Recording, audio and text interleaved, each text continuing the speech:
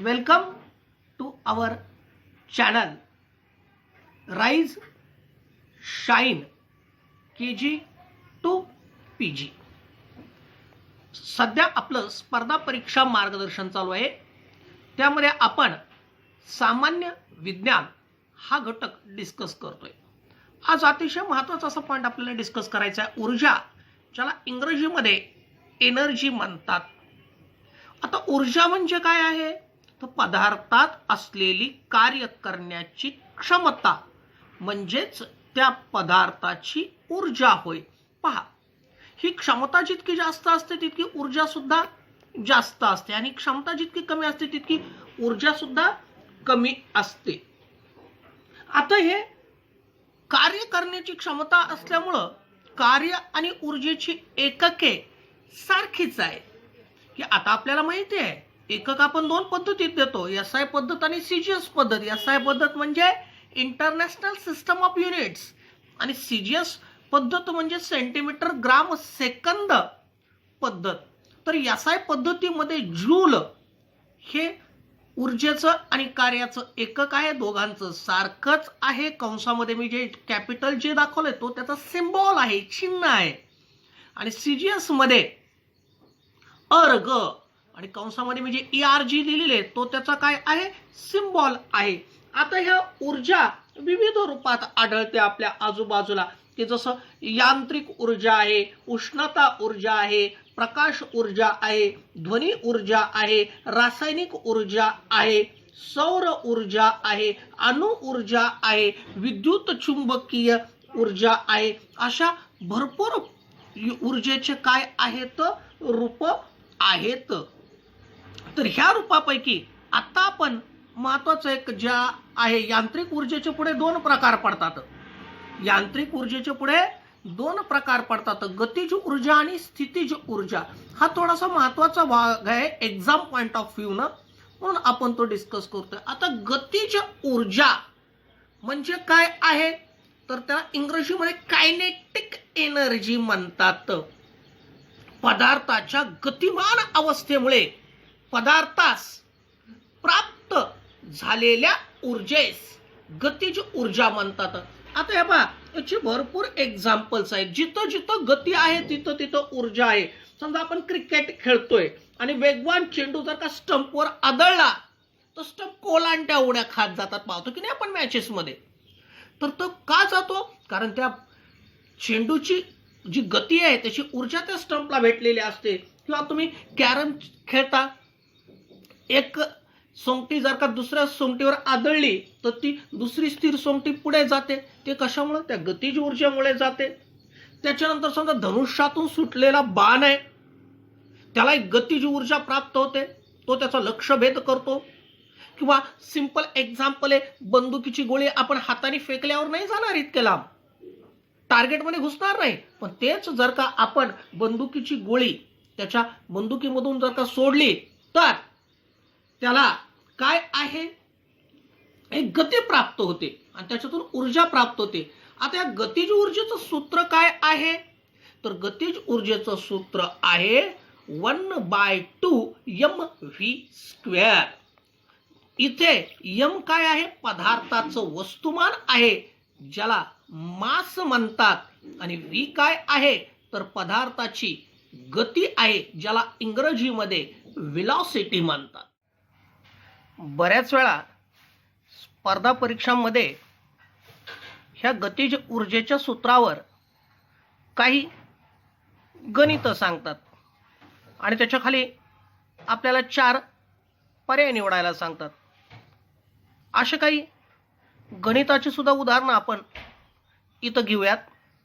पहिलं उदाहरण आहे, 250 ग्रॅम वस्तुमानाचा दगड 2 मीटर पर सेकंद या वेगाने उंचावरून खाली पडत असेल तर त्यामध्ये किती गतिज ऊर्जा असेल.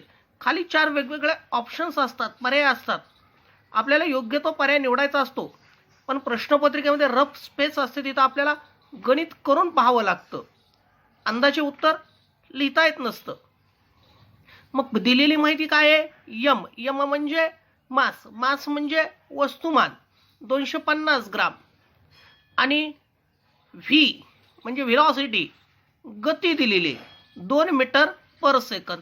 आता इथं लक्षात घेण्यासारखा ट्विस्ट असा आहे की वस्तुमानाचं जे युनिट आहे ते CGS आहे आणि गतीचं जे युनिट आहे एकक आहे ते SI आहे. आपल्याला गणित सोडवण्याच्या अगोदर दोन्ही युनिट्स सारखे करून घ्यावे लागतात, एका सिस्टममध्ये करून घ्यावे लागतात, नाहीतर पर्याय चुकतो. मग इथे आपण काय केलंय 250 ग्रामचं त्याला किलोग्राममध्ये रूपांतर करून घेतलेलं आहे. त्याला 1000 ने भागितलं की किलोग्राम होतं, 0.25 किलोग्राम. मग आपलं सूत्र आहे KE म्हणजे गतिज ऊर्जा kinetic energy is equal to 1/2 mv². मग आपण किमती ठेवून दिलेल्या आहेत. 1/2 0.25 m ची किंमत आणि v² 4 आणि गणित मांडून आपण उत्तर काढलेले 0.5 जूल. आणि मग जो काय ते पर्यायामध्ये असेल ते निवडायचं आणि ते आन्सर सिलेक्ट करायचं. आता दुसरं उदाहरण पाहू.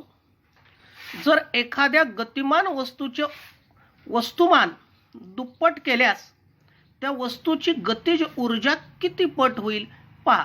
एक उदाहरण म्हणून दिलेले मी की एखाद्या वस्तूचं वस्तुमान म्हणजे मास काय केले दुप्पट केले तर त्याची गतिज ऊर्जेमध्ये किती वाढ होईल किंवा किती घट होईल, किती पट होईल. तर पहिल्यांदा आपण पाहिलं की वस्तूचे वस्तुमान m असल्यास गतिज ऊर्जा काय होता असते 1/2 mv². आणि त्याच वस्तूचं जर का वस्तुमान आपण 2 m केलं, दुप्पट केलं आणि सूत्रामध्ये जे ठेवून दिलं तर ते होतं mv². म्हणजे बघा पहिली कायनेटिक एनर्जी आहे अर्धी हाफ mv² आणि दुसरी कायनेटिक एनर्जी mv². म्हणजेच काय होईल वस्तुमान दुप्पट केल्यास त्या वस्तूची गतिज ऊर्जा सुद्धा दुप्पट होईल. मग हा जो पर्याय असेल तो निवडावा लागतो. आता इथे एक उदाहरण म्हणून मी वस्तुमान दुप्पट केले, तिथं काही करू शकतात की वस्तुमान अर्ध केलं तर काय होईल, वस्तुमान तिप्पट केलं तर काय होईल, चौपट केलं तर काय होईल, गतीमध्ये बदल केला तर काय होईल. पण ह्याच्या सगळ्याचं एकच किल्ली आहे ते म्हणजे त्याचं सूत्र KE is equal to 1/2 mv². आता आपण डिस्कस करूया स्थितीज ऊर्जा, ज्याला इंग्रजीमध्ये पोटेन्शियल एनर्जी म्हणतात. पदार्थाच्या विशिष्ट स्थितीमुळे किंवा स्थानामुळे त्यात जी ऊर्जा सामावलेली असते तिला स्थितीज ऊर्जा म्हणतात. म्हणजे काय, एखादी विशिष्ट स्थिती किंवा एखादी विशिष्ट जागा त्याच्यामुळे सुद्धा पदार्थामध्ये कधी कधी ऊर्जा येते. थोडक्यात हे स्थितीमुळे येणारी ऊर्जा आहे म्हणून याचं नाव आहे स्थितीज ऊर्जा, इंग्रजीमध्ये पोटेन्शियल एनर्जी. उदाहरणार्थ उंचावर साठवलेलं पाणी, ताणलेला धनुष्य, दाबलेली स्प्रिंग. आणि त्याचं सूत्र आहे PE is equal to mgh. इथं m येतं पदार्थाचं वस्तुमान, g जे आहे स्मॉल g ते असतं गुरुत्वीय त्वरण आणि h असतं ते आहे हाईट, उंची. म्हणजे थोडक्यात काय, इथं पदार्थाचं वस्तुमान कॉन्स्टंट आहे, गुरुत्वीय त्वरण हे सुद्धा कॉन्स्टंट आहे, फक्त बदलणारी गोष्ट कोणती आहे h आहे, हाईट आहे. म्हणजे मी असं म्हणू शकतो की स्थितीज ऊर्जा ही उंचीवर अवलंबून असते. आणि आता एक स्टार वाक्य आहे इथं काय, स्थितीज ऊर्जा सापेक्ष असते. आता सापेक्षचा अर्थ काय आहे तर ती परिस्थिती अनुरूप बदलते. कसं ते तुम्हाला उदाहरण देऊन सांगतो. समजा 3 मजली बिल्डिंग आहे, त्याच्या टेरेसवर पाणी साठवलेले 2000 लिटर. मिस्टर एक्स हे पहिल्या मजल्यावर उभे आहेत, मिस्टर वाय हे दुसऱ्या मजल्यावर उभे आहेत. तर मिस्टर एक्स साठी टेरेसची हाईट वेगळी आहे आणि मिस्टर वाय साठी सुद्धा टेरेसची हाईट वेगळी आहे. म्हणजे दोघांसाठी स्थितीज ऊर्जा सुद्धा वेगवेगळी आहे म्हणून म्हणतात. आता आपण पाहू ऊर्जा अक्षयतेचा नियम. अक्षय म्हणजे काय होतं की ज्याचा कधी क्षय होत नाही. याला इंग्रजीमध्ये law of conservation of energy असंही म्हणतात. ऊर्जा निर्माण करता येत नाही आणि नष्टही करता येत नाही. तिचे एका प्रकारातून दुसऱ्या प्रकारात रूपांतर करता येते. तथापि विश्वातील एकूण ऊर्जा सदैव अक्षय राहते. आता ऊर्जेचे रूपांतरण ह्या वरील नियमानुसार ऊर्जा एका प्रकारातून दुसऱ्या प्रकारामध्ये रूपांतरित करता येते. याचं अगदी साधं सोपं सिंपल एक्झाम्पल सांगायचं म्हटलं तर दिवाळीमध्ये आपण फटाके उडवतो. त्या फटाक्यामध्ये रासायनिक ऊर्जा असते. फटाका उडवल्यानंतर त्या रासायनिक ऊर्जेचं रूपांतर प्रकाश ऊर्जेमध्ये होतं, ध्वनी ऊर्जेमध्ये होतं, उष्णता ऊर्जेमध्ये होतं. आता इथं मी तुम्हाला काही ऊर्जा रूपांतरांचे काही एक्झाम्पल्स उदाहरणं सांगणार आहे जे अतिशय महत्त्वाचे आहेत. पहा खालची ही आकृती की विद्युत ऊर्जा आणि यांत्रिक ऊर्जा.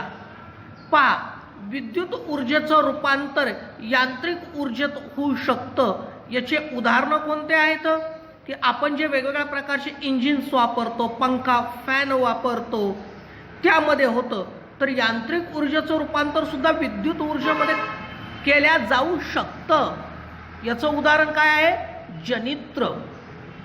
तसंच विद्युत ऊर्जेचं रूपांतर प्रकाश ऊर्जेमध्ये केल्या जाऊ शकतं. आपल्या घरी जे विद्युत दिवा आहे तर बल्ब आपण म्हणतो इलेक्ट्रिक बल्ब तो आहे, किंवा प्रकाश ऊर्जेचं रूपांतर सुद्धा विद्युत ऊर्जेत केल्या जाऊ शकतं.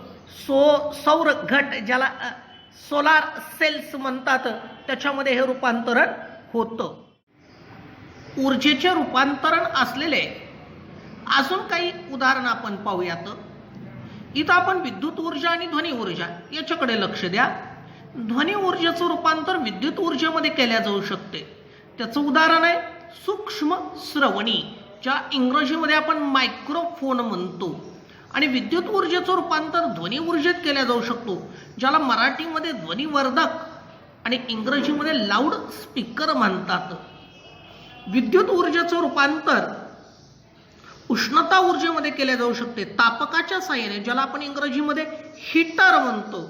किंवा उष्णता ऊर्जेचं रूपांतर विद्युत ऊर्जेमध्ये केल्या जाऊ शकतं. तापयुग्म हे त्याचं एक्झाम्पल आहे, ज्याला इंग्रजीमध्ये थर्मोकपल म्हणतात. विद्युत ऊर्जेचं रूपांतर रासायनिक ऊर्जेमध्ये केल्या जाऊ शकतं. त्याचं उदाहरण आहे दुय्यम घट, ज्याला इंग्रजीमध्ये सेकंडरी सेल म्हणतात. तर रासायनिक ऊर्जेचं रूपांतर विद्युत ऊर्जेमध्ये केल्या जाऊ शकतं, ज्याचं उदाहरण आहे प्राथमिक घट, ज्याला इंग्रजीमध्ये प्रायमरी सेल म्हणतात. तर मित्रांनो, तुम्हाला हे सदर आवडलंच असेल आणि अत्यंत माहितीपूर्ण हे सदर आहे. तेव्हा या आणि अशा अनेक माहितीपूर्ण सदरासाठी पाहत राहा आपलं channel rise and shine from KG to PG and from Stotra to syntax. All information is available, such as programming, web development, engineering, competitive exam, KG and school education, as well as Bal Sanskar. तर आमचं हे channel पाहत राहा, ऐकत राहा. Like, share and subscribe our channel. Keep watching, keep learning.